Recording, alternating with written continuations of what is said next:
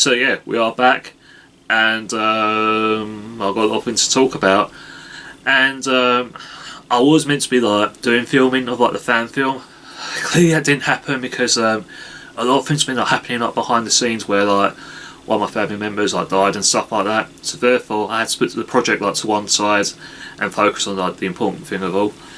And then I thought to myself, it's time I sort of like do things like to distract myself, to get my mind off it and stuff like that.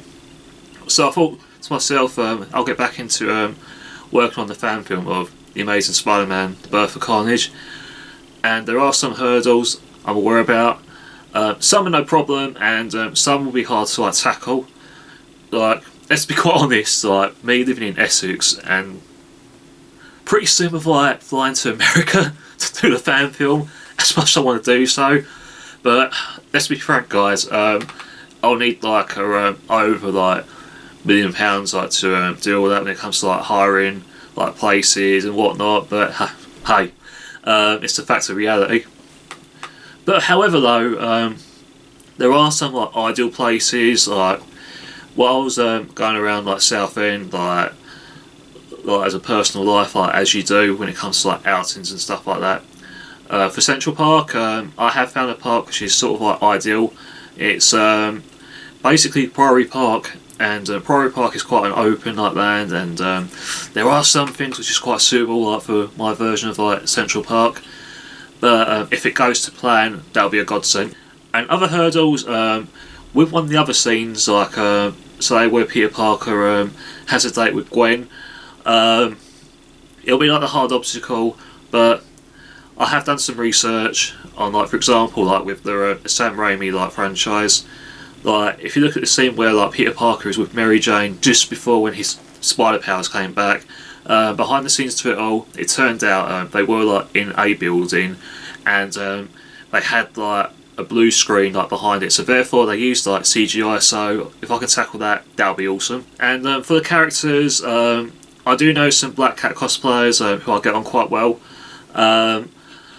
She's really like passionate of like Black Cat, like thinking that she is her, like relating to the character and stuff like that, which I think is pretty awesome.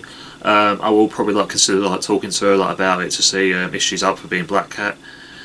And with Gwen Stacy, it's quite a hard one. I know some people who were Gwen Stacy, not personally.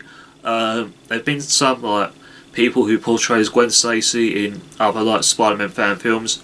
Pretty slim with her in England. I know one or two who got involved like with someone I know who done like a Spider-Man fan film, and if it's possible, I could consider like talking to one of them to see if they're up for being Gwen Stacy when it comes to like doing like video footage of like saying particular words in the script, and see where it goes from there. And also for the time being, I'm working on some props, and this is going to be like the Sonic Blaster.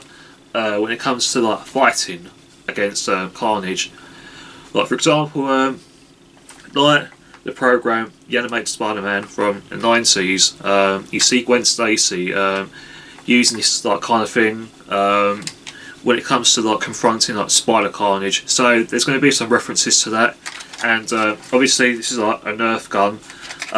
What I'll be doing basically is like stripping it like a little. I might potentially like unscrew all bits and bobs and all that, but I have seen some YouTube videos where some people have been trying to do it, and it wouldn't like come apart while dismantling it. So I'm gonna have to think really carefully about this, because let's be honest, Nerf guns aren't exactly like cheap and whatnot. It's not the kind of thing where you go like to a pound store and get one of these, unless if you can find like a copycat of it.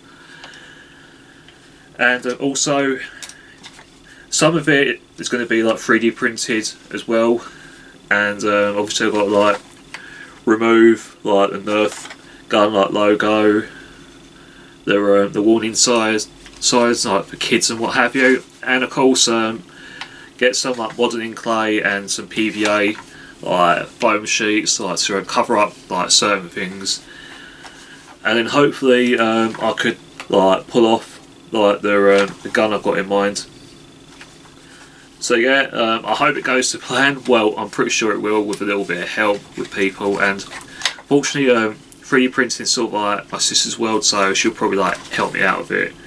But yeah, thank you for watching the video. I will try my best to get back into doing YouTube and stuff, but with a lot of things like occurring and all that, I can assure you, man, it can be like relatively like mentally draining, like behind the scenes to it all. So I hope you guys understand, and take care, and I'll see you in the next video. Bye now.